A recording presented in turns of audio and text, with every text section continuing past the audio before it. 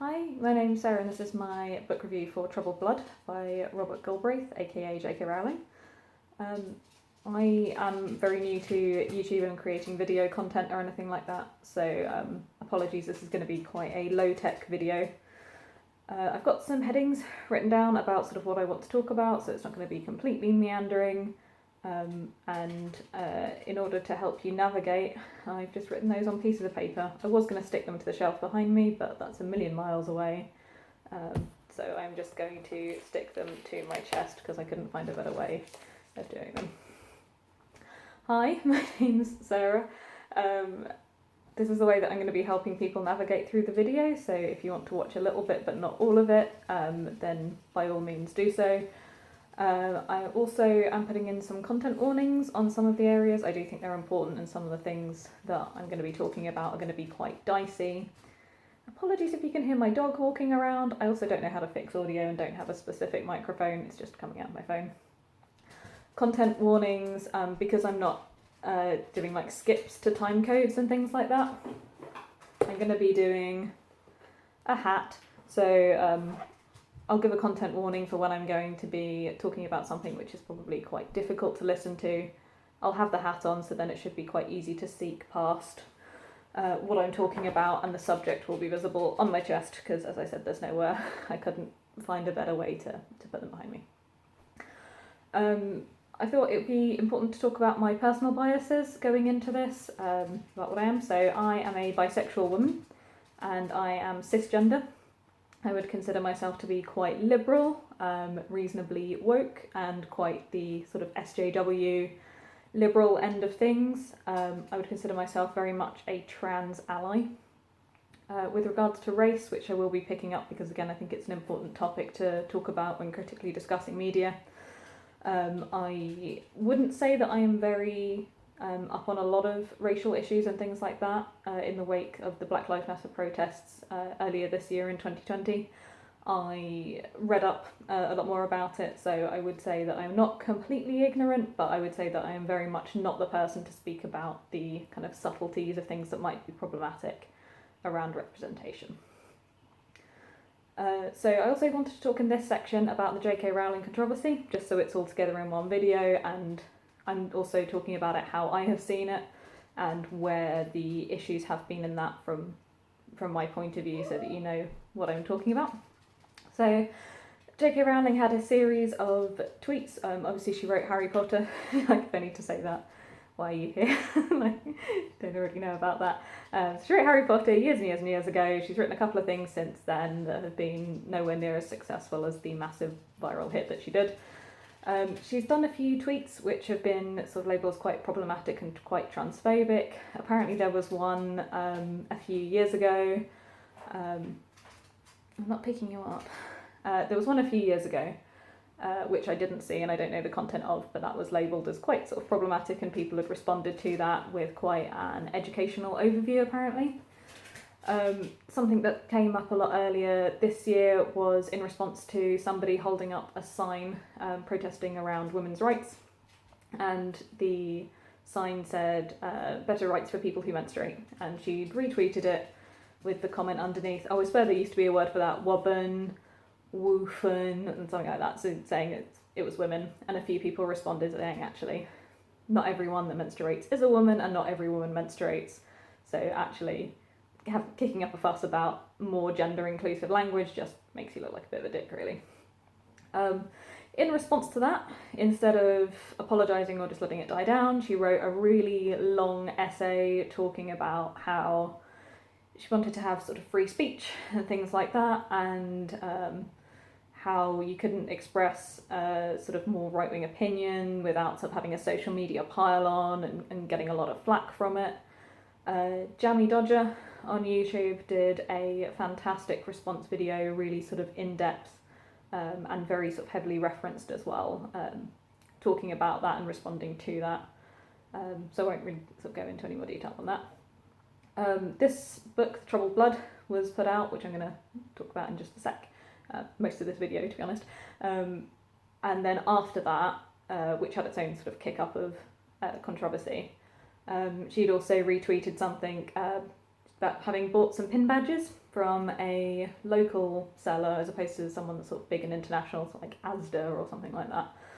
And it was about being like, oh yeah, such a witch, or like strong, empowered witch or something. And it was a female-run business. And when you clicked through to that business, you found that they also sold some very much more aggressively transphobic things. So something like said like turf is a slur and gender critical and things like that, which is a term that a lot of people use to try and say things which some people feel are transphobic and that they do not feel is transphobic. So it's another term for it.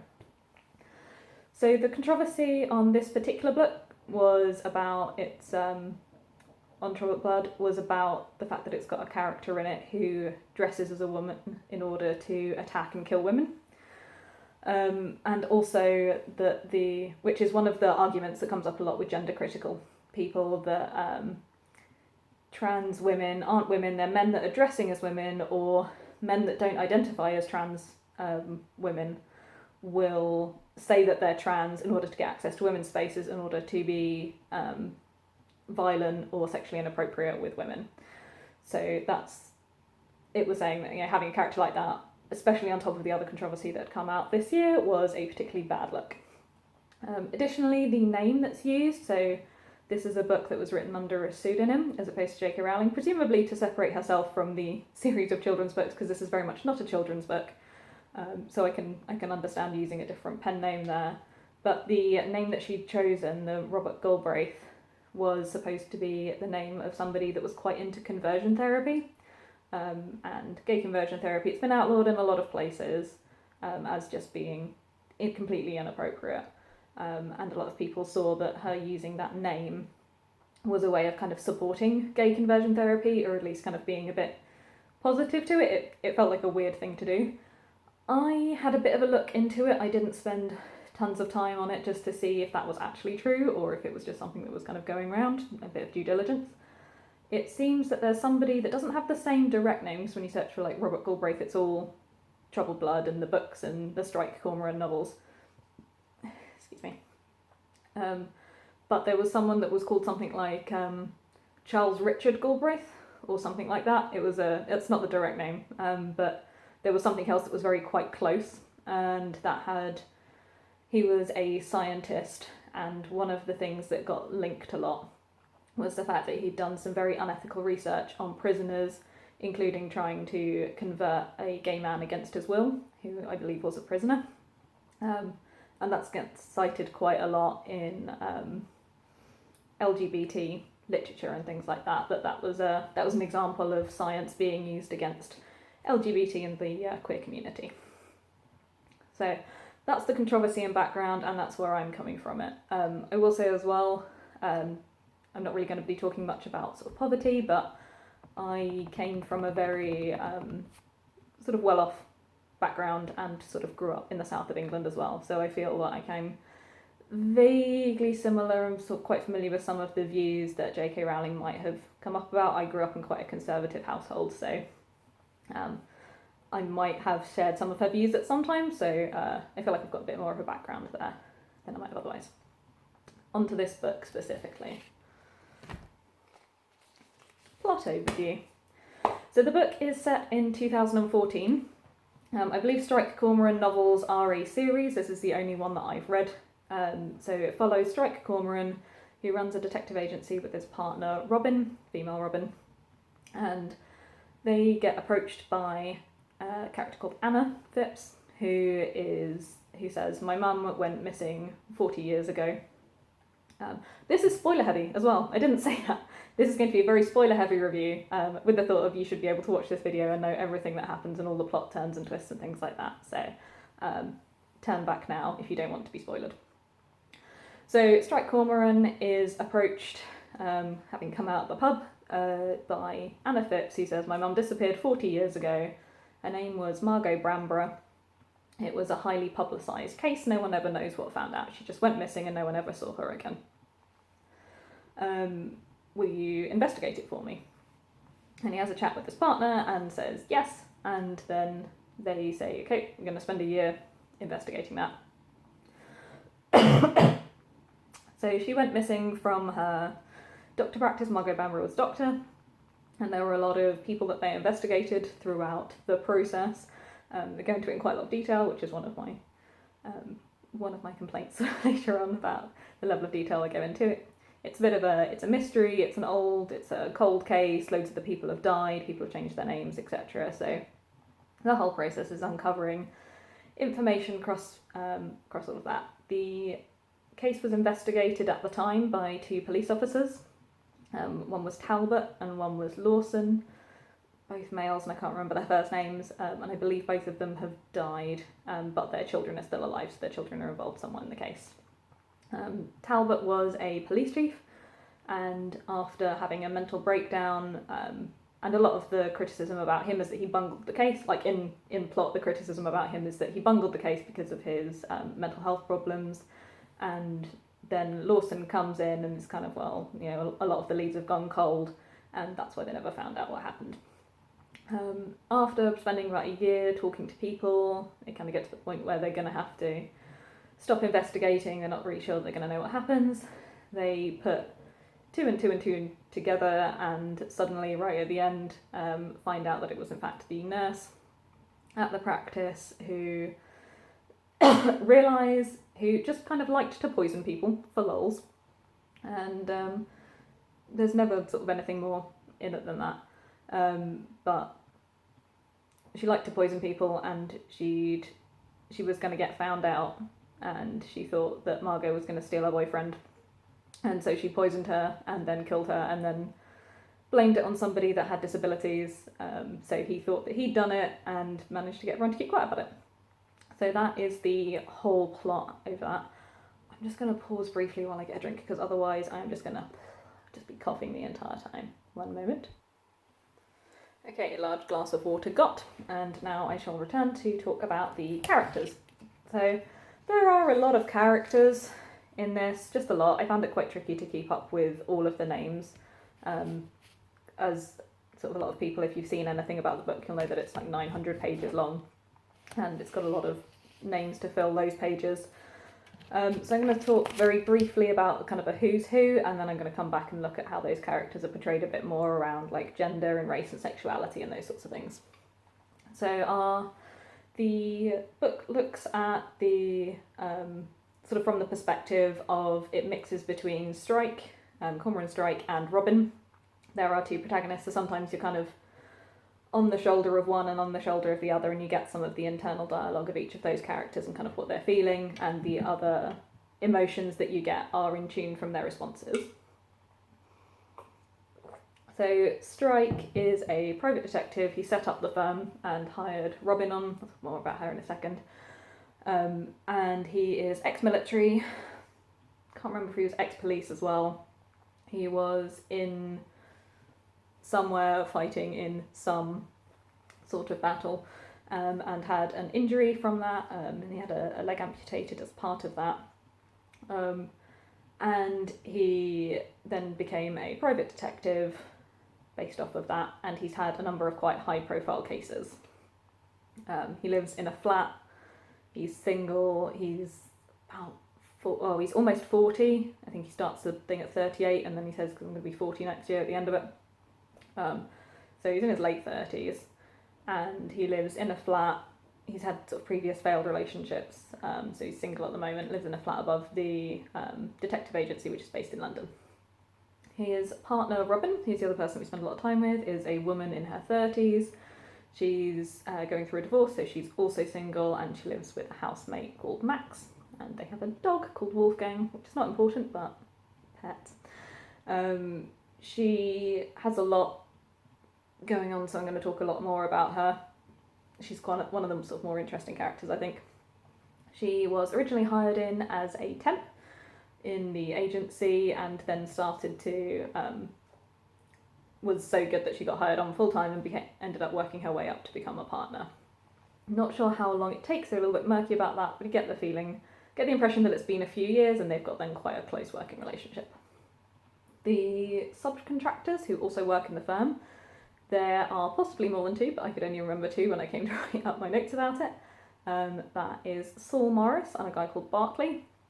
Barclay probably does have a first name, but I couldn't remember it.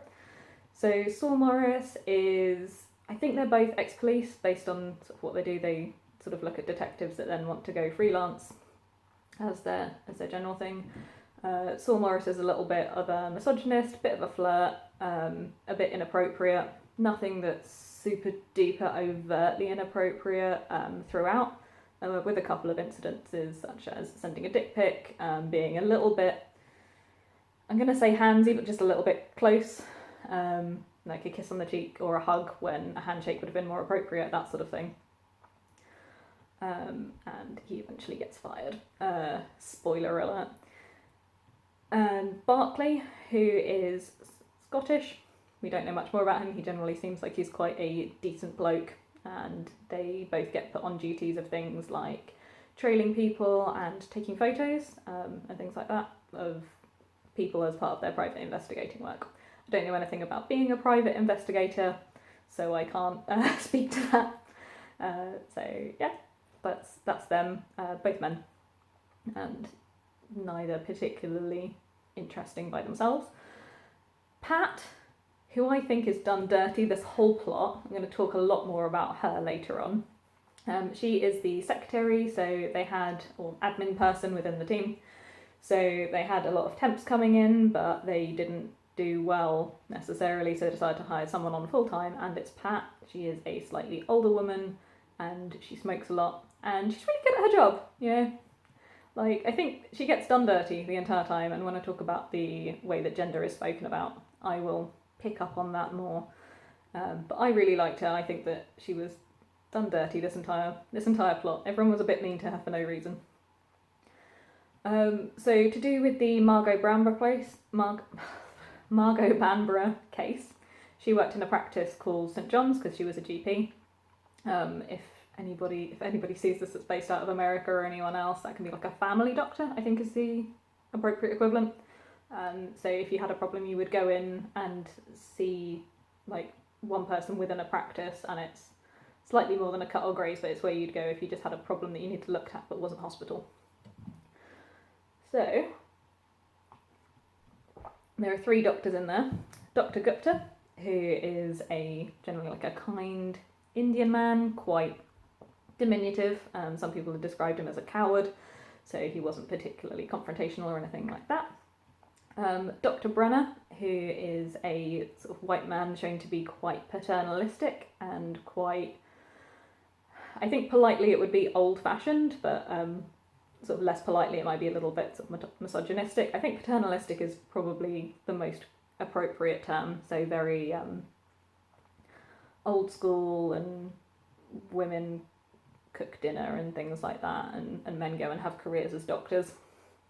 And Margot Banborough, he's dead the entire plot as well. He died a few years before the plot starts. And Margot Banborough, who is the focus of the investigation, who is a GP, she's described as being quite outspoken and very sort of quite feisty and very women's lib. The case, so the whole book is set in 2014 because they talk about Scottish referendum, so it's quite easy to date that. And she went missing back in the 70s, so she's very much got that women's lib thing that was coming up at that point. And then characters respond positively and negatively. That Dr. Brenner responded quite negatively to it, and some of the other younger female characters responded quite positively. But she's seen as generally being quite a good doctor in general. St John's practice also had a nurse and a couple of other sort of characters, receptionist and a cleaner. So there's Janice, who is a practice nurse, who turns out to be our killer, spoiler alert.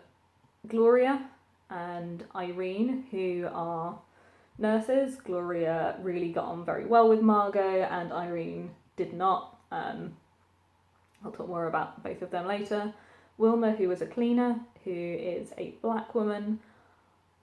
I am going to say that while she's not the only character of colour, she might be one of the only black women, her and her children, who do come up for one scene slightly later. And someone called Dorothy, who was so boring I can't remember what she did, so she's possibly one of the other nurses or another receptionist, but her name came up a few times. I believe she's passed before the time they do it, so they don't actually have an interview with her, but don't quote me on that, I just I remember her name, but nothing about her. Margot's family. So she had a husband called Roy and a nanny called Cynthia, who several years after she died realised that she was in love with Roy, and having looked after their child, then became a surrogate mum and a stepmum, and they spent quite a few years with the daughter not realising that this was her stepmother and not her biological mother. And the stepdaughter, so Margot's daughter, Cynthia's stepdaughter, Roy's daughter, that was probably a really confusing way to say that.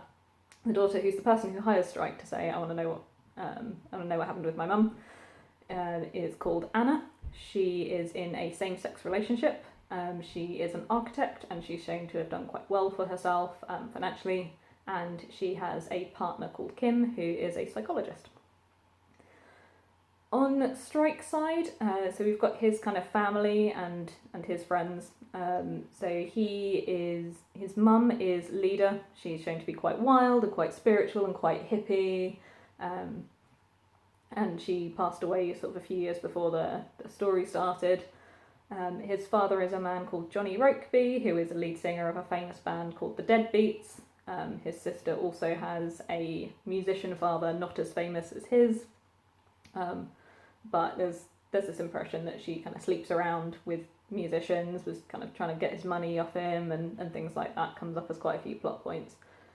Not the nicest picture painted of her. And as part of that chaos, him and his sister Lucy were raised by an aunt in Cornwall called Joan and her husband Ted. Lucy's got 3 sons, so Strike's nephews. He does not like kids. Apart from one of them who's quite interested in military, so they've got that to sort of bond over. And they're generally shown as being a little bit terrible and annoying, because we see a lot of things through Strike's perspective. We also have a best mate, sort of from when, or like oldest mate, from when he was growing up in the area, best friends at school, called Dave Polworth, who I think has some weird nickname, and has a weird nickname for Strike as well. And there's Macmillan nurse, whose name I can't remember. I'm going to say it was something like Kazana, but I am sort of guessing. Her name does come up a few times. I have read it earlier today, but I can't remember it specifically. So there's that Macmillan nurse. Other characters of interest, so it's a freaking long list, isn't it?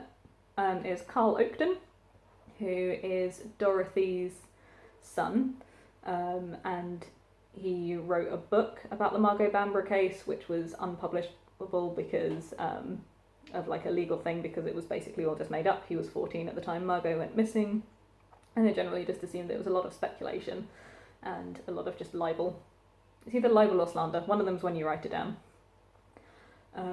There's also Paul Satchwell. He is a musician. He's someone that Margot dated when she was younger and then broke up with. He was seen as a bit sort of violent and abusive, and they reconnected shortly before she passed away.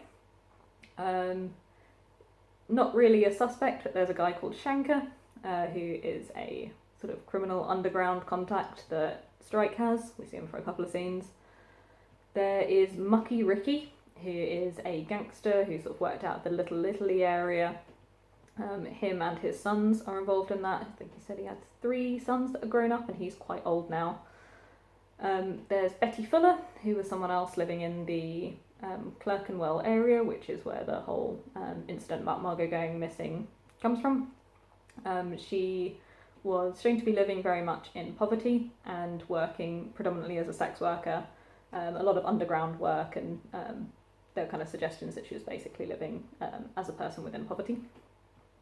There's Theo, Margot's last patient, who we don't know much about apart from her being a woman and people suspecting that maybe she was a man for various reasons. Steve Douthwaite, who is somebody that came into the practice a lot and saw Margot quite a few times as a patient before her death. Gilwern, and I'm going to say his surname is Ackthorne, probably should have looked that up before I started filming, who is somebody with quite severe mental health difficulties, who lived in the area, who spent quite a lot of time sort of screaming that he'd killed Margot Bamborough, but also was considered to be quite not with it and unstable and basically not a good confessional witness. Excuse me. And yeah, and sort of living around the town. He's passed away before the plot starts. There is Vi Cooper, who is a landlady to Dennis Creed. Now, this is the character that a lot of people were worried about. This is the person who dressed up as a woman in order to kidnap and torture and kill women. I'll come back to him more. But he's not a big plot character as people think. And I'm not going to go the full kind of Blair White thing to say that he only has half a page. That's not correct. But he isn't sort of main focus. I'll talk a little bit more about that later on. And then there's Talbot and Lawson, who are the two police detectives who investigated the Bamborough case. And Talbot is the one who had the mental breakdown, and Lawson is the person who took over the case after a lot of it had gone cold and therefore wasn't able to solve it. So, oh no, my page just went. I've got all of these resting on the keyboard, and I don't think that was necessarily the smartest idea. Just scroll all down on my notes. Okay, subplots. So there are a couple of other things that go on. This is, as I said, it's a big book, and there's a lot of time dedicated to some sort of world building, which is a bit weird because it exists in the real world, as opposed to some sort of fantasy area. So I'll briefly touch upon the other things, the other subplots that are going on, because I will speak about them later, so it's worth outlining them. So they nickname a lot of them. One of them is Shifty and Shifty's boss. So this is a board of directors, has highlighted, and they call him SB throughout, so if you see any little quotes, it's SB. The board of directors has said that one of their senior members is being sort of blackmailed and showing preferential treatment to somebody who they've nicknamed Shifty. And is it anything that they need to worry about? Are they likely to come back with libel and things like that? Is it going to be a problem? Is it going to be bad publicity, basically, for their company? And they investigate that, so they're investigating Shifty's boss. I'll talk more about that later, because that comes up importantly in a couple of other areas I want to talk about. We have Postcard, who is a weather presenter who receives a series of unsettling postcards, nothing particularly threatening, but very, oh, I saw you on the news today. He's worried about it becoming quite threatening. His wife is worried about it. Robin pretty much solves the case by finding that she bought a few of her postcards from the National Portrait Gallery, thinking she works there, and she turns up with her, and she's walking around holding them, and she basically says, oh yeah, I saw you sent someone holding the postcards. So it turns out that it's just quite a lonely woman who is working in the National Portrait Gallery who really fancies him and sends a letter, so they confront and say, yep, this is who it is. And that's how that little subplot ends. And there's also Miss Jones, who comes in quite quickly and leaves quite quickly as well. She is worried about her husband cheating on her with the nanny, and he is. And Saul Morris gets pictures of it, and that's the whole end of it. That lasts a very short period of time. It's apparently they're quite obvious about it, so there's that. There's a weird dynamic between Robin and Strike. There's this weird romantic subplot, which I will pick up on again. There's this weird will they won't they, so they're shown to be very close, they're shown to be sort of friends, and then there's a lot about, oh, I just couldn't say about my feelings for him, oh, it would ruin the friendship, oh, my phone buzzed and I thought it was him, and I was just so excited, and then I questioned why I was so excited. And it's the same on both ends as well. It's that like, my phone buzzed and then it was just someone from work that wasn't Robin, and I was really disappointed because I was really sad. And there's also there's that. There's Robin's divorce as well, which comes up as quite a big sort of subplot. So her ex has got with the woman he cheated on her with, and they have all of the additional stress of going through a divorce there. which I'll touch on a little bit more in my later analysis. And there's also the Rokeby sort of subplot, which is the Johnny Rokeby thing, that he is trying desperately to reconnect with Strike, but he doesn't want to do it because he's just worried about, he's worried that his dad just wants him for the publicity because he's become a really good private investigator now, and he didn't care about him before, and he was never there when he was growing up, and one of the kids gets in contact and is like, he's got cancer though, and we just really want to get together and be there for his big birthday and whatever, and he doesn't go. So it's completely as a plot point. So now a bit more into the analysis. I've been talking for half an hour already, but I think that's a good setup.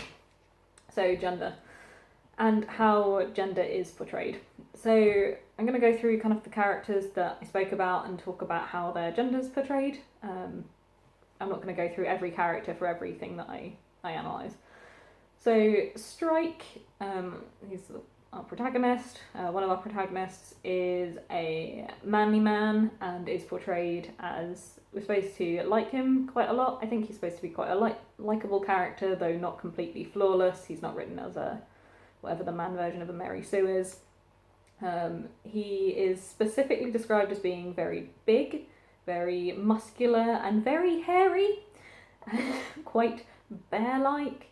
Robin makes a real point to say that she's not scared of sort of being around him. She's quite nervous around men sometimes, and she makes a point of saying that he never comes too close, and so he's quite kind of gentle giant with it. But they also make a point of saying that when he wants to disguise himself for going into court, so he looks different sort of day to day and in court, he grows a beard, and now he can grow that really quickly. He's also heavily a smoker, and he's occasionally sort of chided about it, that, oh, I really should stop smoking, sort of thing. He never really makes any attempt to stop or anything like that.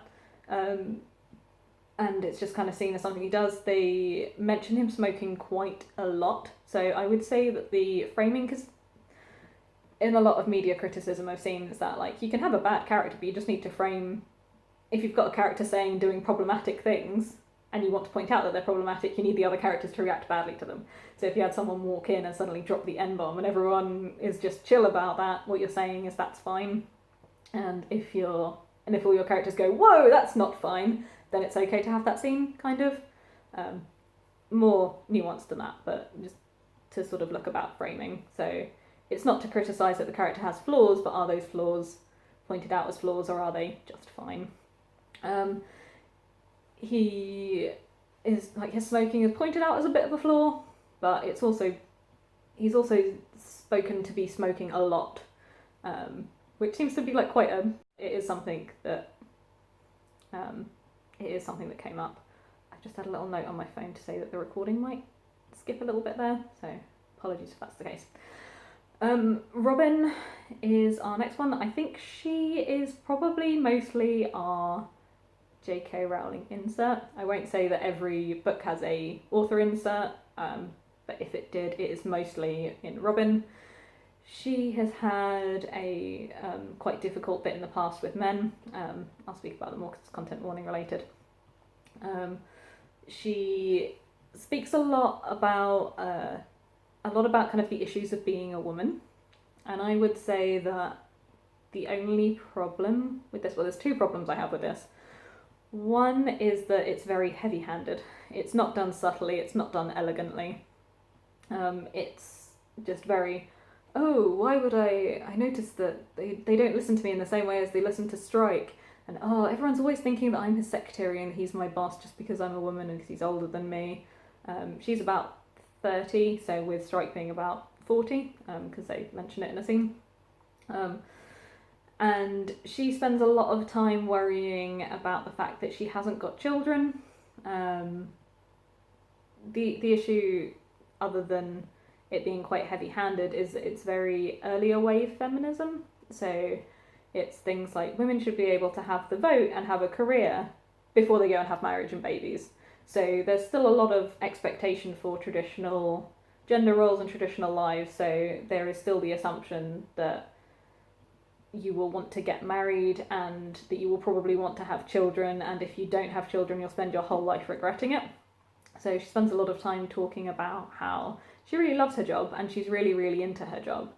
And that's the reason that she hasn't had children, but also that really stresses her out because her sister or brother has children and she doesn't, and she's just the aunt rather than the mum.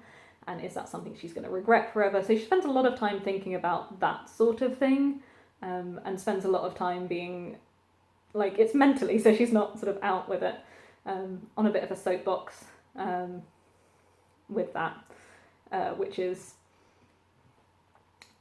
yeah, it's not super fun to read. If you were a man reading it and you had no idea about women's issues and you had absolutely no clue, then it would probably be quite helpful.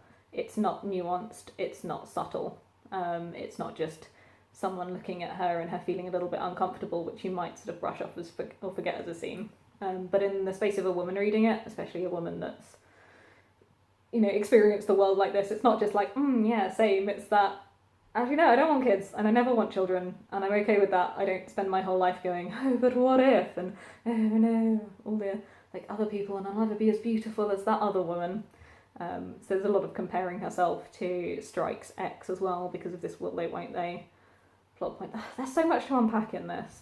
I think that's probably where I'm going to leave her for now. I will pick her up in a few more of the other sort of areas of nuance. Saul and Barclay aren't particularly sort of done in their gender. There's nothing particularly interesting to say about that. They're both men. They're both considered to be fairly regular average dudes. Saul Morris is the one that's a bit sort of questionable because he's quite sort of inappropriately flirty, particularly with Robin, and she finds it very uncomfortable, but their secretary in the practice quite like Pat quite likes it. So he's given a bit of a mixed reception, but in general the things he does are quite dickish, quite inappropriate for work. I would say that I would also feel quite uncomfortable if he was acting to me in the same way as he acts acting towards Robin. I'm a similar age to her.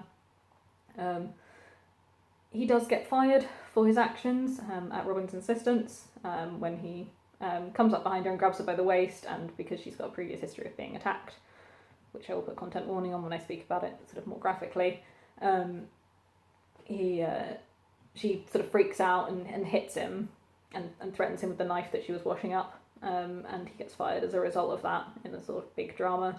At some point as well, they're just texting casually at Christmas Day, both having a bit of a shit family Christmas, and he gets the wrong idea. There's some question about whether he's drunk maybe, and sends her a dick pic, and she phones him up and tells him off really loudly in the garden. Pat, I want to spend hours and hours talking about Pat and ranting on how badly she is done dirty in this whole plot. She is a good secretary. Strike is saying that he doesn't like her, and she doesn't like Strike either. So I don't know where the antagonism started, who sort of leaned into that. There's one point where she say, oh, you look quite a lot like my ex-husband. So then maybe she's associated in being a little bit more harsh with him. But she's a really good secretary. So they have this point where they pick up this old film. So nothing that can be played on a regular DVD player. It's a reel of film in an old canister. So from the 70s.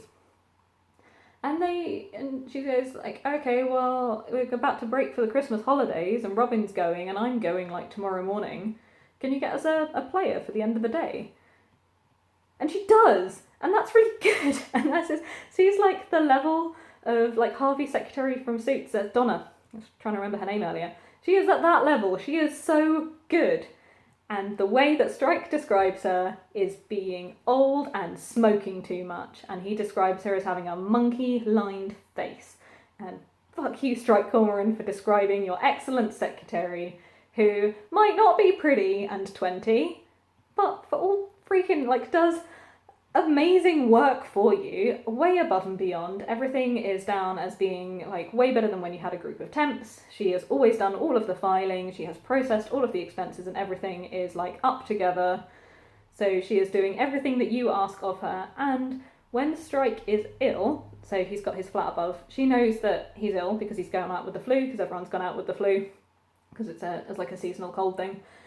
she goes up to the outside of his flat and says, I've bought you some soup, make sure you eat it while it's hot, and I brought you some milk so you can have cups of tea, and I brought you some files or paperwork or something because I thought you'd want to have a look at them maybe, so you didn't have to come downstairs. Merry Christmas. And fuck you, Strike, she is so nice to you.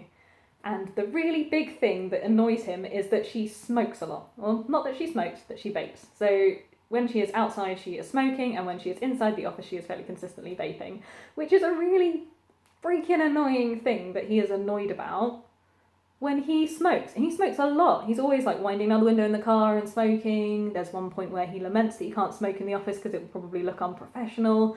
He is smoking all the time. He's like really ill and saying like, I shouldn't smoke because I'm really ill because I've got respiratory flu stuff, but I'm gonna smoke anyway, and oh, I really hated that, but I needed it. Oh, so I was talking about framing. It's framed in such a different way for the two characters, and I can't say that it's because of the gender. I can't say that it's because smoking might be unladylike and manly. But Pat is done dirty. I stan Pat. She seems to do a fantastic job, and she should be the protagonist, not Strike, because she's great. Moving on from my long rant. Dr. Gupta is, like I sort of mentioned briefly, described as quite shy and quite, I think, diminutive. He's described as, when Strike interviews him, because he's older, as being very small and in a suit that's kind of too big for him, so he's sort of drowning in it. And there's one point where Janice, who's been sort of poisoning people throughout her life, says that she knows that when Dr. Gupta found out about something bad that she'd done, that he wouldn't go and do any confrontation. So whereas Margot would have confronted Dr. Brenner, Dr. Gupta wouldn't, because he was a coward. It's the way that she describes it. There's a lot within this about the... I mean, he is described as quite a nice character, but there's a reasonable amount that's described as like the men that are quite manly being quite positive, and the men that are quite sort of small and feminine being a lot less positive. So I don't know if I'm just reading that into it because that's something that I am expecting, but I sort of found that with Strike being described as very hegemonically masculine, very man's-manny, and sort of Dr. Gupta's diminutive nature being quite a bad thing in framing. I might be making that up, but I noticed it came across, and also with Dennis Creed. That sort of came across that his size was small and he was quite sort of limp-wristed, and a lot of people thought he was gay because of the way that he presented himself. Dr. Brenner, I think pretty much covered all of him. He's very paternalistic, very aggressive. He lived with his sister because neither of them ever married, and she basically took care of him in the house and would cook his dinner. So he'd talk about needing to leave the practice because his sister was cooking him dinner and he needed to get back for her. He's seen as being quite misogynistic towards Margot as well, who calls him up on it. To mixed review everywhere. I mean, Dr. Brenner always hates it, but some of the other people in the practice think that it's really bad for a woman to talk back to somebody who essentially is running the practice, and other people are like, yeah, women's lib. So that's a mixture. Margot is seen as being very women's lib. I would say she's quite an idealised figure. I don't know if it's just because she's dead and a lot of the people talking about her feel really quite lovely towards her. The woman who killed her, obviously less of a fan, and they talk about kind of some friction with some of the people that worked there. But generally, she is considered to be a strong feminist, I would say, based on the way that I've read this book, that she is the ideal feminist for JK Rowling, that is what she would want, she would aspire everybody to be, to stand up to male bosses and to be a boss and to do all of that, but then also to go home and have a husband and children and probably take care of the house quite a lot as well. there's a lot of stuff around shagging the nanny. I think I'm going to pick that up a little bit more later, but it does come up quite a lot. So there's a maybe thing about having a nanny, whether that's a good idea or a bad idea. Janice is described throughout the whole book as a nice lady, as a nurse, as very caring, and towards the end when we find out that she's a killer, that she was a very sweet granny and no one ever... she wasn't actually... Oh no, she was a grandmother. She was described as being very sweet as a grandmother-y figure and a nice old lady, and she's particularly paired with Irene, who's very chatty and very bubbly and very, oh, that's so interesting, and oh, you must come and have a look at my photos, and oh, we'll have a look at this, and kind of very, very bubbly, and oh Janice, go get us a cup of tea, would you? And very much more like, flirty. So she is described as being quite sort of positively feminine, but also quite subdued. And about how that's really positive with Dr. Brenner. Gloria gets on with Margot. They sort of describe her as being the best friend. She talks a lot about what she wanted out of life and whether she wanted to be... she apparently saw The Godfather, got really into the idea of being a gangster's mole, and Margot kind of helped her see the error of her ways and get out of the relationship that she ends up with one of Ricky's sons, and he's very abusive to her, so she gets him out of that. I'm not going to go through all of the nurses and things because I just realised that's going to take absolutely forever and I don't have a lot to say about it. Roy, Margot's husband, who is older than her and then much older than the nanny who he ends up marrying, is quite, again, a little bit sort of paternalistic, but he was down as being quite positive towards Margot, but also that they had lots of rows about her working and maybe her putting herself in harm's way, which you also see with Strike and Robin. That's something that comes up of, I don't want you to go in there because you'll be in harm's way. Anna and Kim are our only lesbian couple. So we have a lesbian couple and Robin's roommate is gay. I'll speak about it a little bit more. Anna is described as quite fragile, I think is probably the appropriate term. She'd seen Strike because she'd contacted a psychic who said that, you know, the opportunity will come across, and then she sees Strike in the pub and thinks, okay, this is my opportunity, whereas Kim is much more sensible and down the line. She's described as being quite a handsome woman, which I think is a nice way of JK Rowling calling her quite butch and quite sort of masculine presenting. And described as having a really nice house and doing well, as I mentioned. Joan, Strike's aunt, is portrayed in a really lovely way, and actually all of her subplot and everything is very well done. I would say that that's part of it that's done well. I don't think I put it into the subplot section.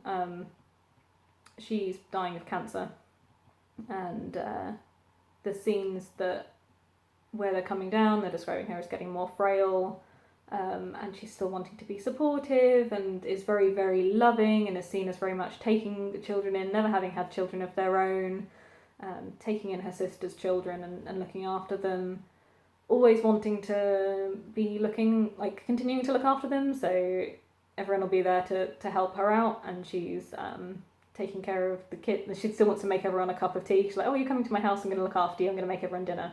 And that sort of shifting role, which is very difficult to deal with. They have a lovely scene where she's talking about what she wants to have happen after she's died, and it's very moving, actually.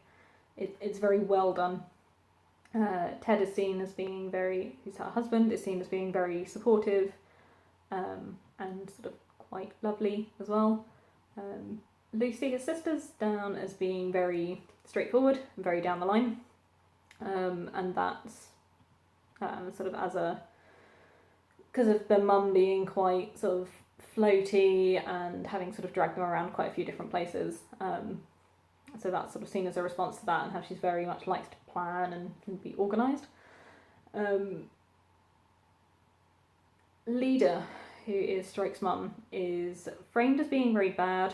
I get the feeling from what I was reading that people are framed quite badly, like particularly women that don't want to be mothers. Not necessarily Robin, because there's quite a lot there, but there's some stuff to do around kind of not wanting to have babies after you become pregnant, which I'll pick up later with content warning. But she's framed as being very bad because she's never had a stable relationship. She's been very sleeping with lots of people, and that's consistently just framed as a bad thing. Had children with multiple fathers, and been sort of very spiritual and loose. I would say that it's interesting that those have all been characterised together, and the way that then she's been portrayed as this bad mother, and that's been contrasted against other good mothers as well. So I think there's something sort of within that as well. Carl Oakden. Everyone be sitting around here talking about Dennis Creed. No one's talking about fucking Carl Oakden, who is also a dick. So when I mentioned that Robin is JK Rowling's primary author insert, I'm going to say that Carl Oakden might share some of her views. So Carl Oakden wrote a book about Margot Bamborough, which couldn't be released because it was just considered to be wrong. There were lawsuits from her best friend and Margot's husband, I think, about how it wasn't appropriate, so because it sort of had accusations in it and lots of made up stuff from like people that weren't there and interviews and stuff. So that was then never published. He'd also written several other books, and it's things like how the whole system is gynocentric and about how women can kind of get away with everything, and about how the court system is all corrupt and how women have it really good, and it is super hyper misogynistic. It is the worst. And that thing that I mentioned about framing is that Robin reads it and Strike reads it, and he's not portrayed as a good character, but he's not portrayed as a good character because he lied about Margot and tries to set Strike up so that there's some drama happening and is trying to sell stories and get publicity out of the Margot Bamborough case.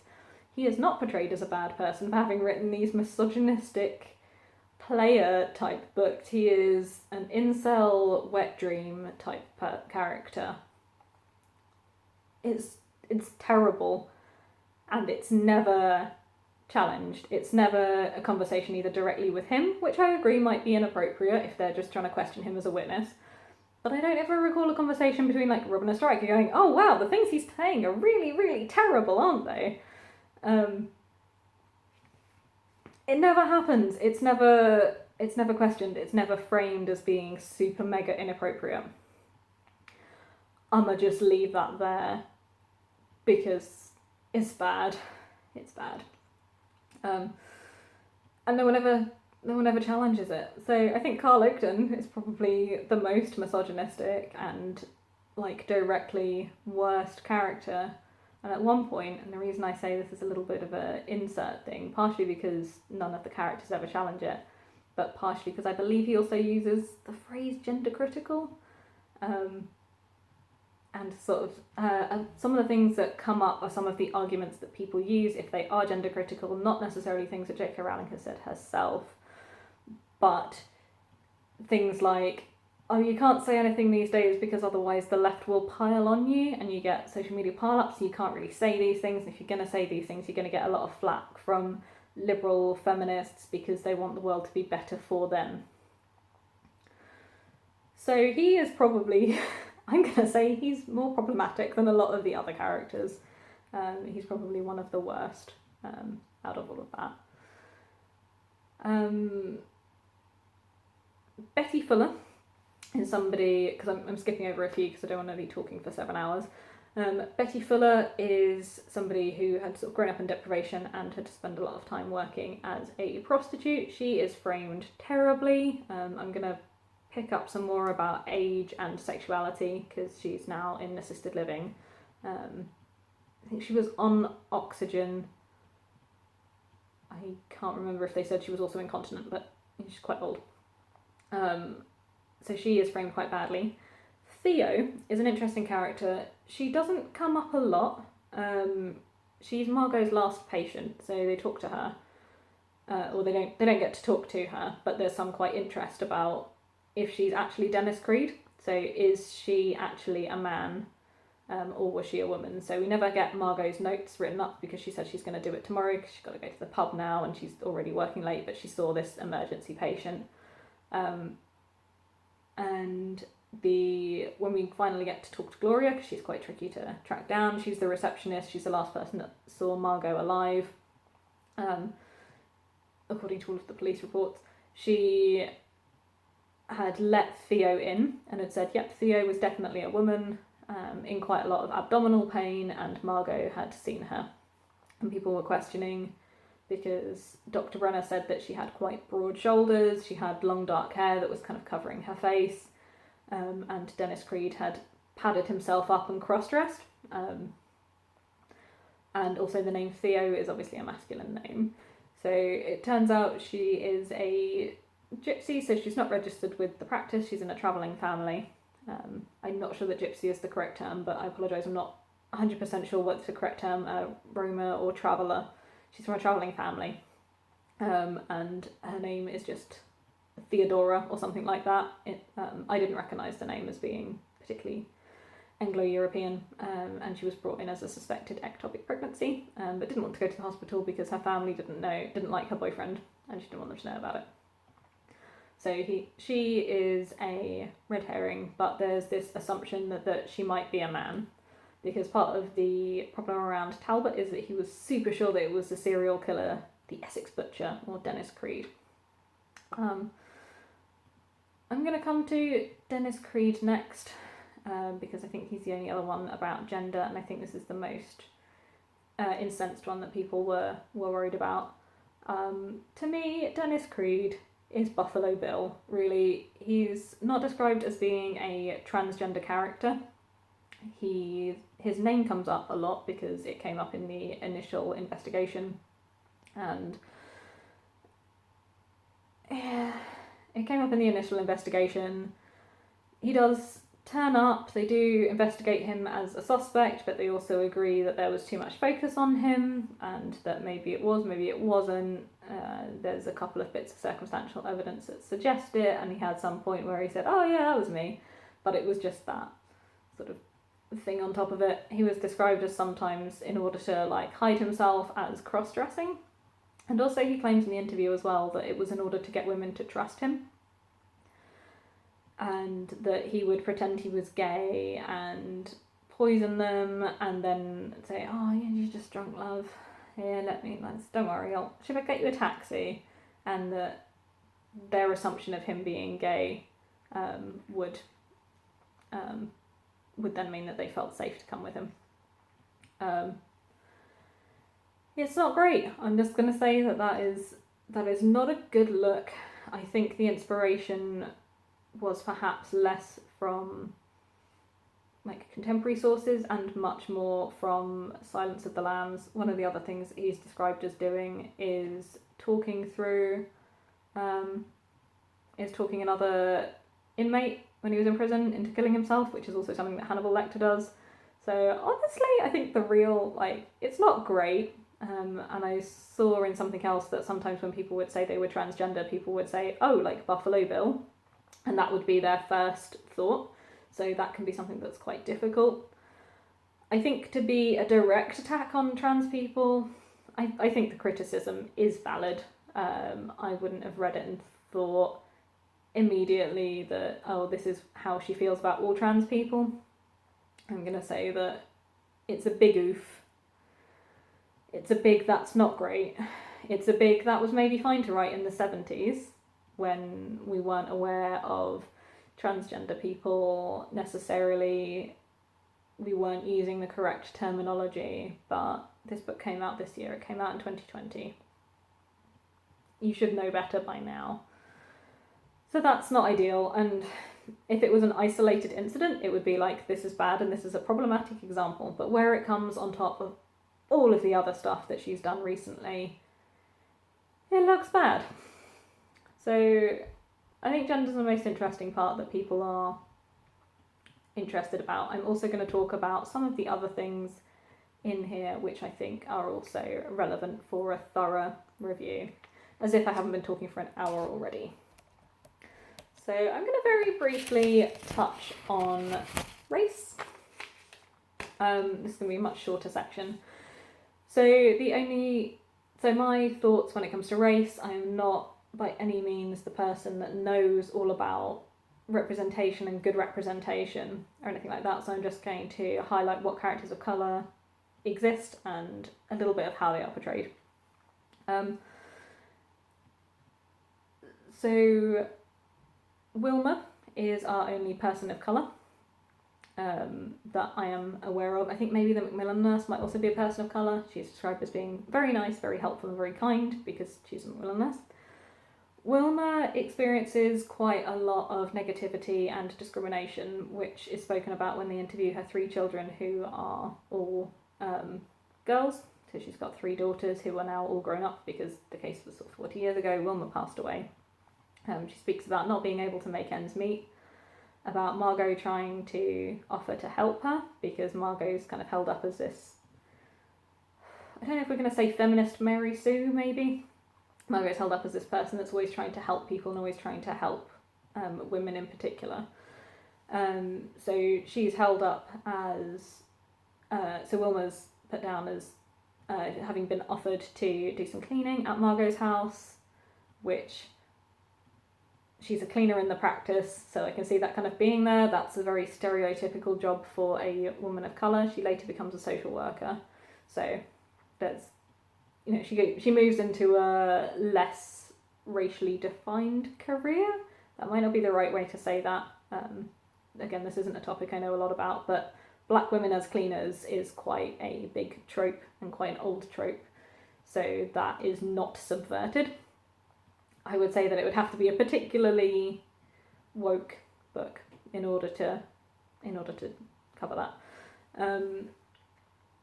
And her children are described as all looking younger than they actually are by Robin's perspective, saying that they could all pass for 10 years younger, which is something as well which I know has been associated with race generally as quite a positive thing, a sort of black don't crack. She's let go of her job from St John's practice for the accusations that she's being drunk. Janice, well, she's let go after some money goes missing and they assume that it was her that took it, and that she was apparently drunk because she was a bit wobbly at work and she threw up, and that they went, oh, it's because she's drunk and she's also stealing, and that was framed as being because of her race.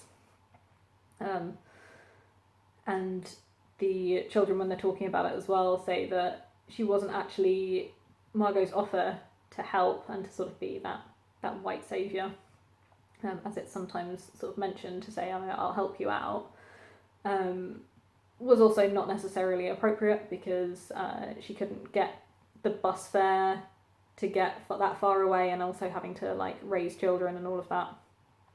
It was too far. So she ended up having her sister help her out, and her sister was in an abusive relationship. She was in an abusive relationship, sorry, not her sister, and her sister was trying to support it. Her husband was domestic violence, and ended up going to prison for it, so quite severe. And there was a lot of commentary from the children about the disadvantages that their mother had because she was black. So those are written in. Again, like the feminism stuff, it's very heavy-handed, it's not subtle. And there's a little bit around kind of the poverty stuff, which is also just not subtle, saying these are the issues that this person has. This person wasn't cared about because they were poor and they weren't posh and they weren't white, and a lot of times as well because they weren't a bloke. So that's one of the only colours. One of the only characters of colour. Again, I can't speak much about race because I'm not super educated on it. Dr. Gupta is Indian, and he's described as having an Indian wife who is very... they've got some traditional gender roles going on in their house, so Strike goes in and offers to help her with the tea trays because you can see that she's struggling because she's old. And she waves him off, and it's very much like the Joan thing, where they've also got that kind of quite traditional gender role there. Dr. Gupta, the first time we see him, and the only thing that I might pick up as a little bit problematic is he's described as being sat down, shrunken in his suit, and they sit there in silence for a while, and the first thing he says is, "You're thinking that I look like Gandhi." And Strike is taken aback, because that's exactly what he thought he looked like. I'm going to say that flagged to me. I don't feel qualified enough knowing about sort of race and issues around race to say that was definitely something that was very problematic, but it is something that feels quite questionable to me, and I think other people that know more about the issue could probably make more comment on that as a statement. I think I've given enough information about the scene in order to make that statement. Everything else that they spoke about was to do with the Bambra case, and oh yeah, there was this receptionist called Irene, and she didn't get on with Margot, and like that was the rest of the scene. So the rest of the scene was about it, and that's everything. That's not the way that they spoke to each other, which was just fine. And then the only other thing that I've put in, it's not so much as race, is Una, and a little bit as well Polwarth and Barclay. So Una is Irish, and she speaks about having to write down a fake name because people couldn't pronounce Una because it's got 2 O's at the start and it's quite complicated. And there is some weird devolved nationalism talk as a little bit of a sub-theme, I suppose. It's quite weird. So Dave Polwarth from Cornwall is all about kind of Cornwall nationalism and how things, if they come from Cornwall, they should say Cornwall on them. Like, they shouldn't be English strawberries, they should be Cornish strawberries. It's a bit of a weird subplot. Una speaks about sort of growing up as being Irish and being from quite a working class background and going into sort of working and working her way out of that. And she also speaks a little bit about, I don't think I've got any sections here where I'm going to talk about religion, but she speaks about her mother being Catholic and converting to Anglican or Protestant, and her mum being very upset about that and eventually reconciling. One of the weird things that they do, that JK Rowling's chosen to do, is to write characters with an accent. So where she's talking about someone saying that they've got a Cockney accent or something because they have something, she'll have written an apostrophe ADE, and so that comes through with Una's speech, and it also comes through, I don't know that it's necessarily there with Dr. Gupta, I think it's with Paul Satchwell, I think he's got it in there, Janice has it as well, so anybody that's got an accent, she writes with it. Personal preference, I found that quite annoying to read, but that's that. I don't think I can particularly put in any more of an in-depth analysis about race, so potentially someone else will come along and do that.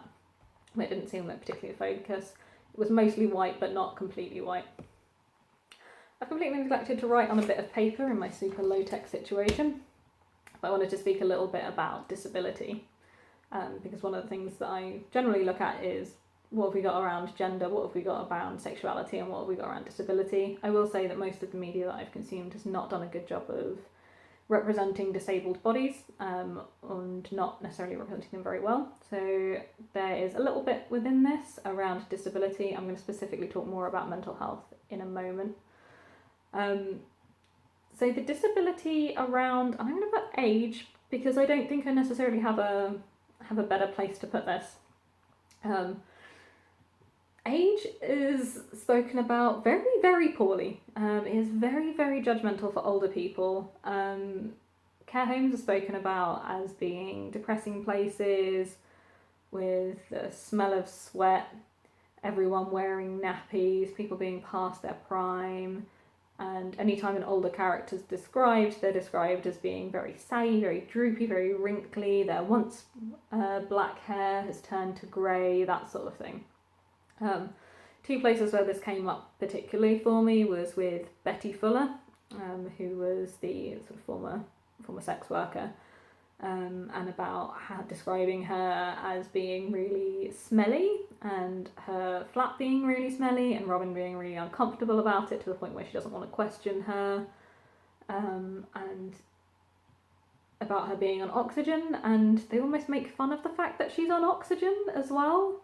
I mean, at one point she asks Strike for a cigarette and goes, I don't think that's necessarily a good idea. But he's not like kind about it like I just was. He was like, oh, I don't think that's such a good idea now, do you? And yeah. And also Mucky Ricky, who is described as being in his 80s, having quite a lot of difficulties around communication. So there's a lot that he can't speak, he just tends to moan. And a lot about how that's a really bad thing and that he's really fallen. He used to be this big gangster and like his big signature ring is falling off. And that's just really, I think it's unnecessarily mean towards people. So I would say that while some of the other aspects in here are lightly questionable, I would say that this book is quite ageist, actually. No one's described particularly, with the exception of maybe Gloria, no one's described as aging gracefully. No one's described as being wonderfully dignified. No one's described as being even a subject for pity. It's very much seen as like, oh, look at this person, isn't it terrible that they're old? So I didn't think of a good category to put this under other than disability, but the disability associated with age and being wheelchair bound and incontinent and unable to speak and things like that was looked down on a lot, in my opinion. And that's a real issue. Not so much for the younger characters. So like, oh, I'm going to be turning 40 or anything like that, but the sort of much older, the sort of people in their 80s sort of came in. The other place where you have disability is Strike, actually, one of our protagonists. So as part of, he lost a leg, he had his leg amputated, and it seems to come up sometimes, but not all the time. It doesn't ever seem to stop him doing anything, and he does speak sometimes about his stump getting sore. He talks about it being quite difficult to get on and off the boat because sometimes he slips, and about being quite embarrassed that he's got a fake leg when someone's going, oh no, he's got a prosthetic leg, and making a big deal about the fact he's fallen over because he's quite embarrassed about that. And having trouble pushing past shoppers and things and feeling a little bit unbalanced when he's done lots of Christmas shopping and got to go and take lots of presents and things, and he's got too many shopping bags and he's feeling a little bit sort of wobbly on it. So it does come up. It doesn't come up all the time, and it's never stopped him doing anything. So I don't know, as an able-bodied person, I would not say that I know enough to know how accurate that would be as a thing. I just thought it is worth mentioning that one of the main characters isn't able-bodied. So as far as representation goes, and it's a military representation as well, so everything that comes with that. The next section is a heavy one. So I'm going to put a content warning on this. I'm going to be talking about mental health, and I'm also going to be talking about suicide. So if you are in an uncomfortable situation to listen to somebody talk about mental health and suicide, this is your content warning. Zoom past until the point I take my hat off. So all the time I'm wearing the hat, or you can just mute it until I take my hat off. I will be talking about those things. So there are a few characters with mental health issues. I would say that this is not framed wonderfully either. I have a background in mental health, that's where my profession is. So we've got I believe their name is the Ackthorns, who have Fragile X syndrome. It's a learning disability. The mother and son have it, and also the dad. They're described as being very vulnerable, having a social worker have to come in and help them clear out the house. The son, Sam Hain, speaks in a quite vulgar way. There's something about the way that they were described that makes me feel very uncomfortable, and I can't quite pinpoint what it is. I think part of it is how easily Strike was able to identify that he had a learning disability from a mile off, because he was walking with the shopping and he was wearing a jumper that was getting wet and not wearing a coat or not doing anything about the fact that it was raining. He was kind of just walking, which was a little bit questionable. There are quite a few times where both Strike and Robin go in without the support of a social worker. Their social worker turns out to be fake, it's Janice. But there is quite a lot of them being taken advantage of. And I think when Janice describes how she took advantage of them and in fact hid Margot's body in their flat, that's a bad thing, but there's a lot of going in there. There's a lot of, they obviously can't consent to talk to someone. There probably should be a professional there at the time. Maybe to go in and quickly confirm their identity and say who they are, and to say that they're going to get in contact with their social worker and come back. And in fact, if they'd done that, they would have solved the case really freaking quicker. But if they'd had that contact a lot earlier and brought in professionals, it would have been a lot more ethical, to the point where they're telling them to go, like, right towards the end to try and identify where Margot's body is. They tell them to go into the other room and that they have to stay there. They're really badly taken advantage of. And while I suppose in a way it's quite good that she didn't shy away from describing people with learning disabilities, and perhaps that description of how they were acting is quite accurate, their place in the story is really bad. Janice has killed the dad as well, and his son was describing him as having died under the bridge. He also calls him my dad Gilworm, or Gilworm my dad, as like all one word, it's hyphenated. It's really, really uncomfortable. I don't know if that's intentional and therefore a good portrayal, or a really bad portrayal because of how uncomfortable I felt reading about them, and how badly they were taken advantage of as a plot point. Despite my background being in mental health, I haven't worked a lot with learning disability. I have a family member with one, but I've not sort of worked a lot with that specific family member either, so it's tricky. It felt very, very, very uncomfortable. With Talbot, he had psychosis. So this is the police investigator. He spends a lot of time looking into the tarot and astrological signs and things because he thinks that the devil is working through the case. And that is framed as him going off the rails. There's a lot of bad terminology, which is never challenged.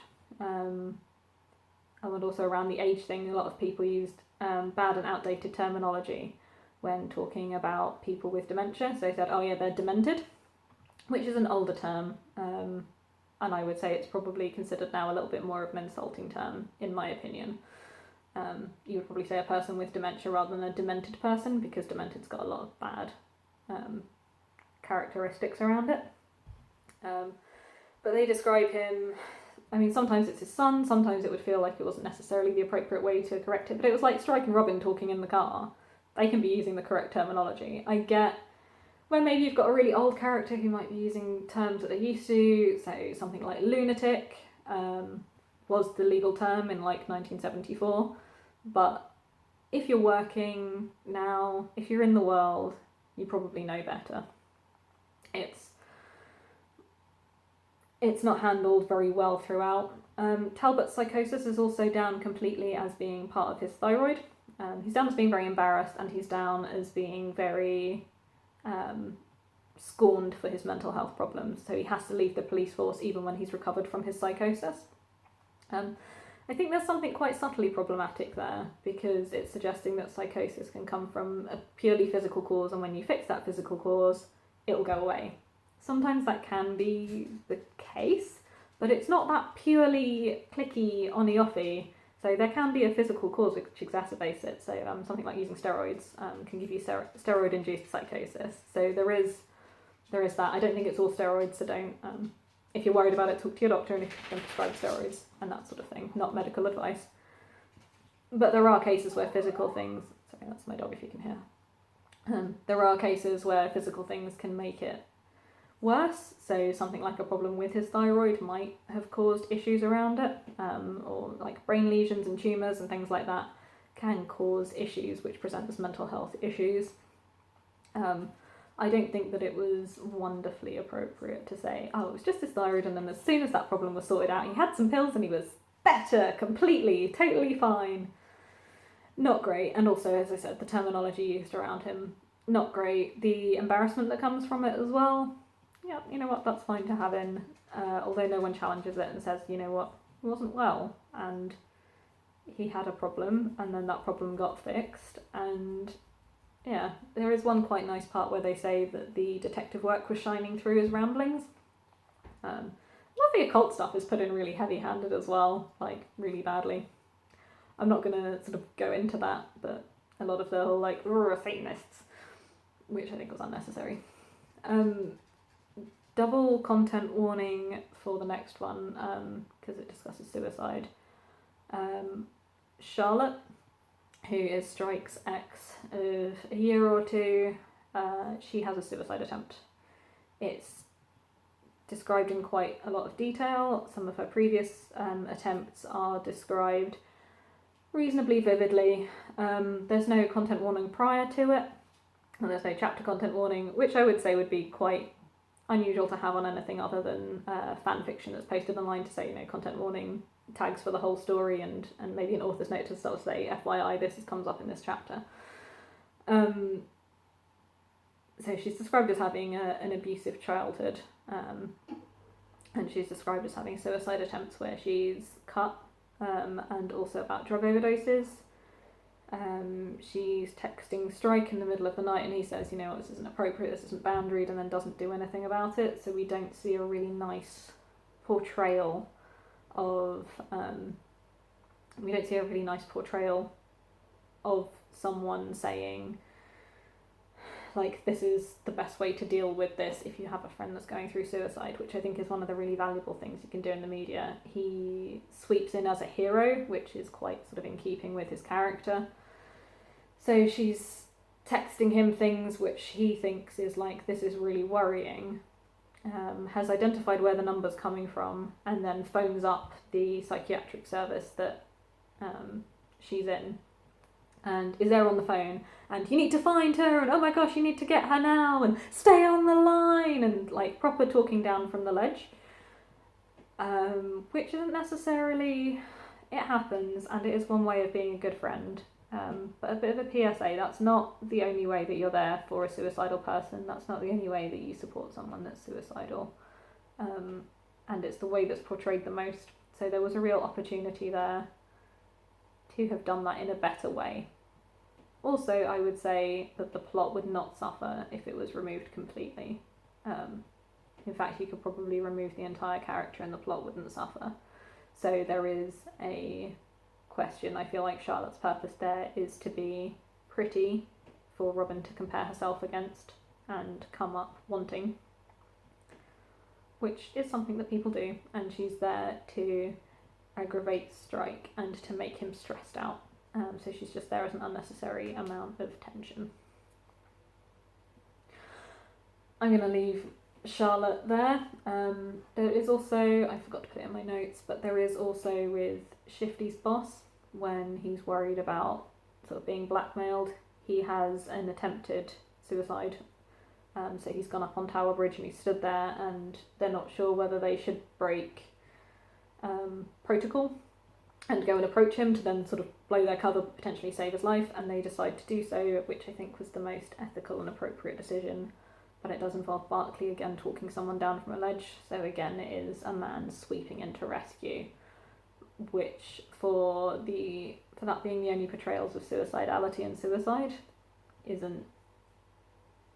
They could have made more of the opportunity.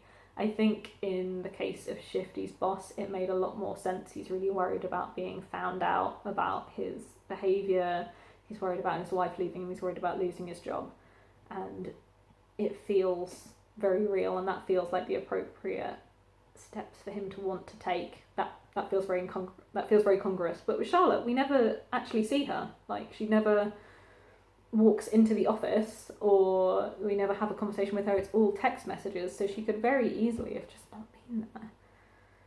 You could have left her out entirely, and I think that would have been a kindness. And the other thing, double content warning because I'm talking about rape. The character of Robin speaks quite heavily about her rape, and about her trauma. We never get a lot of details. There's a thing to say that she's been on a case. It's somewhat pieced together, so it's never like she had a flashback to this time, or we never kind of get the story in a newspaper clipping or something like that. It's never a single bit. It's a lot. It's sort of a lot of pieces that come out. So she talks about the rape that she experienced was the least common type of rape, I will say. That it's very... Sorry, I just had a thing blip up to say that that's going into another file. It was a violent rape. It was done at knife point. It was a stranger. He was wearing a gorilla mask, and it was to do with the case that... so there were possibly 2 attacks. One of them to do with the case that she was in. She dropped out of university because of it, and it's something that part of the reason that she's so worried about men. It's also something that she brings up really angrily and about, because there's a conversation about rape happening in the social setting that they're in, and she's really upset by it. She doesn't want to talk about it, and she kind of retreats within herself, which feels like a very extreme and strong reaction. Not everyone that's raped would react like that, but also a fair and valid reaction, because it would be quite easy to imagine her doing that. Where you have an opportunity to be speaking about rape, I think there was probably a more sensitive way to do it. It probably needed more space. It might be given more space in previous books or something where it was maybe more of the focus of the plot. And the way that she deals with it as well is that Strike walks out and she follows him and she has a shout at him. She rants and she goes, "Why would you ever bring this up? Why would you ever be discussing the subject of rape? Because that's something that I would want to keep private and it should never come up." And it was framed as if this is the appropriate way to deal with your feelings and thoughts. And it's a way. And I would say if you're really hurting, it is a valid way. But it was framed as the right way. And I don't think it really was. She can absolutely tell Strike off for being a dick. He was a dick for lots of reasons. But for that to be the thing that she's really latched onto, and then feeling really bad, and she doesn't want to apologise for shouting at him, and he doesn't want to apologise to her, and it's a whole thing. It felt like a big scene, which I was supposed to feel a certain way about, and I felt a different way about it. I felt that that was terrible, and that kind of thing shouldn't come up in a friendship ever. That kind of way of reacting to it and shouting. And that they didn't have a big repair to their relationship as well. Like, that was a big break. And they didn't have a big repair to deal with it. It felt it wasn't framed in a lovely way. And that she's spoken about also having scarring from that attack as well. It's not big into the plot. I think they could have left it out completely. It is the reason that Saul gets fired, because he's grabbed her from behind and she's worried about being grabbed and being raped again. But yeah, it's brought in, like a lot of the other things in this book, it's very heavy-handed. Onto something slightly lighter, and something that I've got my things printed out for, is sexuality. I was expecting to speak about sexuality in a certain way when I reviewed this book, and it was, are there any gay people? How are they framed? But there's a lot more about sexuality and framing that I want to mention. So we have our one lesbian couple, Kim and Anna. We see them for 4 scenes. The scene where they hire, the scene where they say, actually, it's been a year, you haven't found anything, we kind of knew that was going to be the case, so time to stop. And a scene where they're at the end and they found out what happened. This is only 3 scenes. I feel like it was 4, so there might be one other one. We don't see them a lot. They're shown as doing very well, and they're shown as being married, and Kim is described as being quite butch. There's never any talk around kind of homophobia or any issues around that, and I feel like there was a little thing of JK Rowling going, I've got a gay friend. It felt like that sort of portrayal. So they could have probably been portrayed better. They could have probably been a little bit more involved. I don't think that they were necessarily badly portrayed. Max is Robin's roommate. I don't think I've mentioned him much before because he's not particularly a big deal, but he is gay and he works in theatre, and he's described as being very not camp, which kind of is part of the reason I say that like the manly men are good and that the camp, more effeminate men are bad.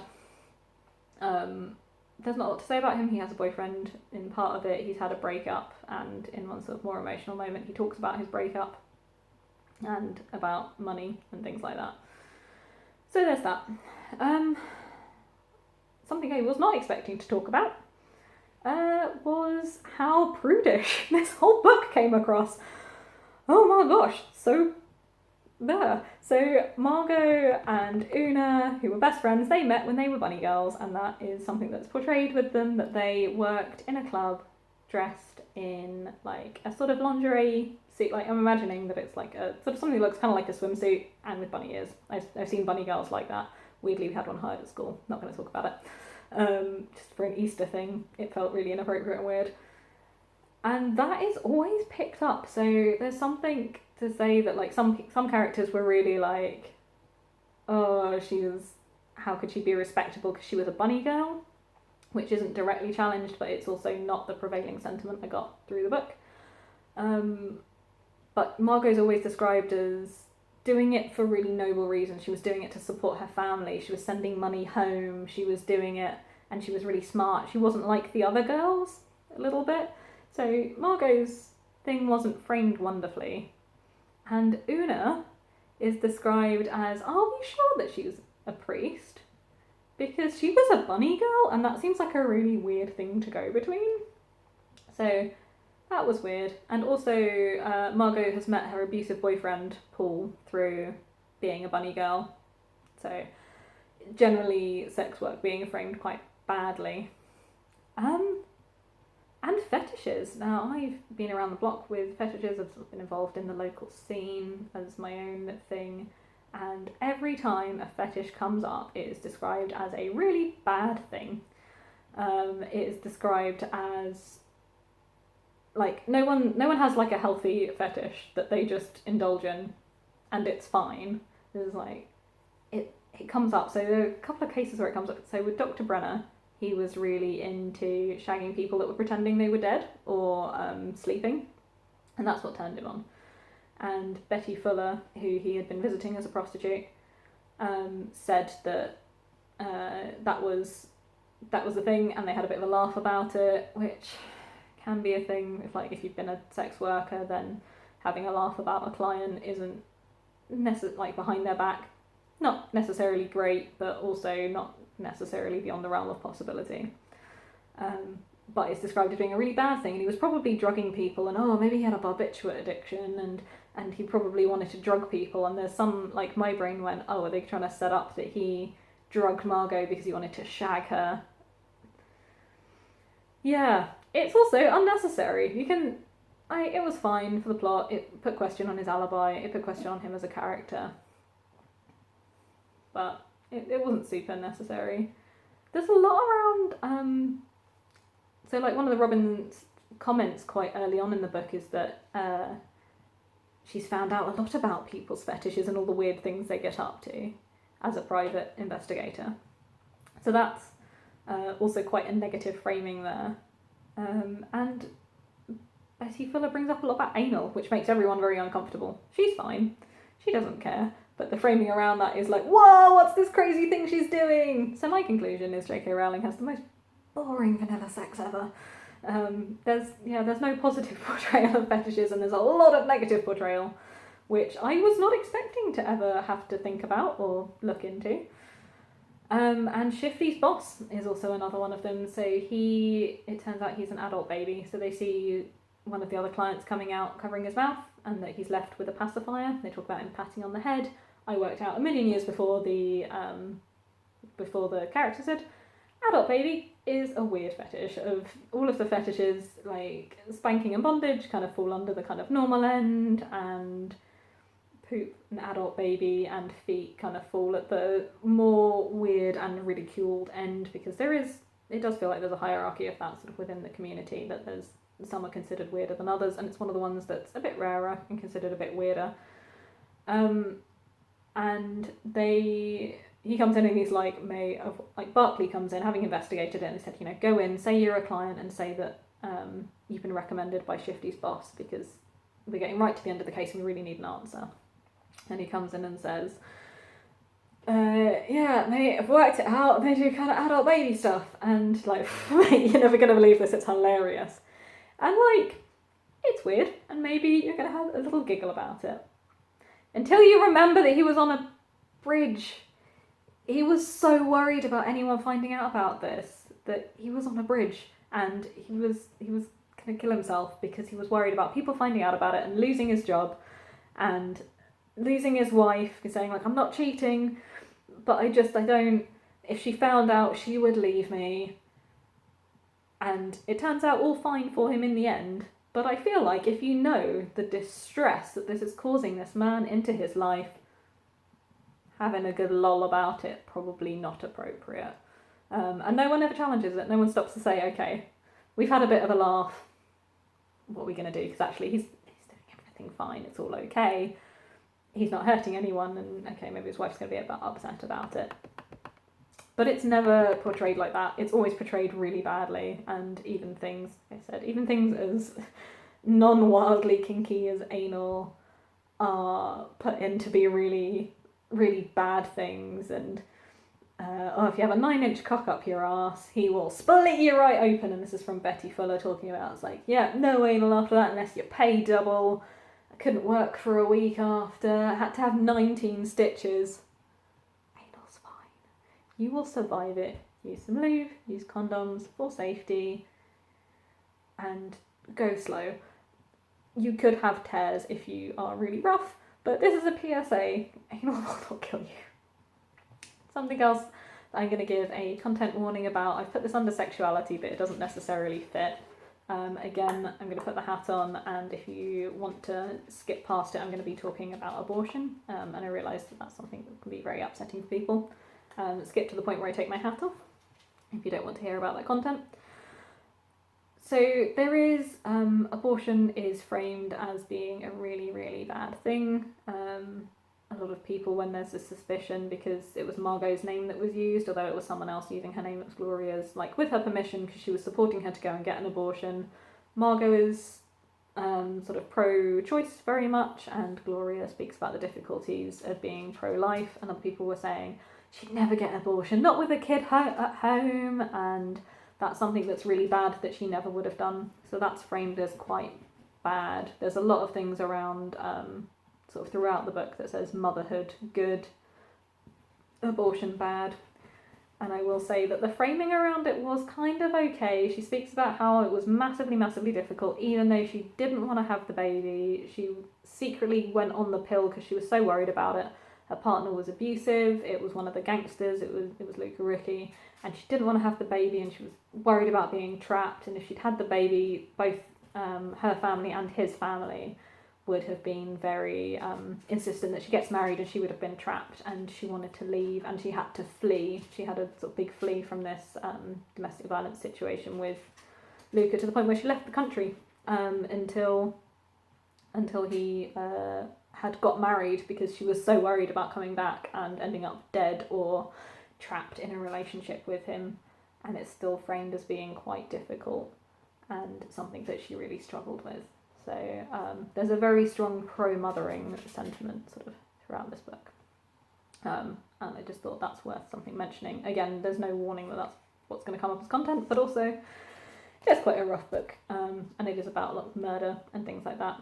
I will say as well, just before I give the final thoughts, there is quite a lot of graphic description about the way that Dennis Creed tortured his victims, including clamping irons. There's a snuff film which is described in detail, pulling fingernails, like removing eyes and things like that. So a lot that is very, very uncomfortable, and that is described in a lot of detail.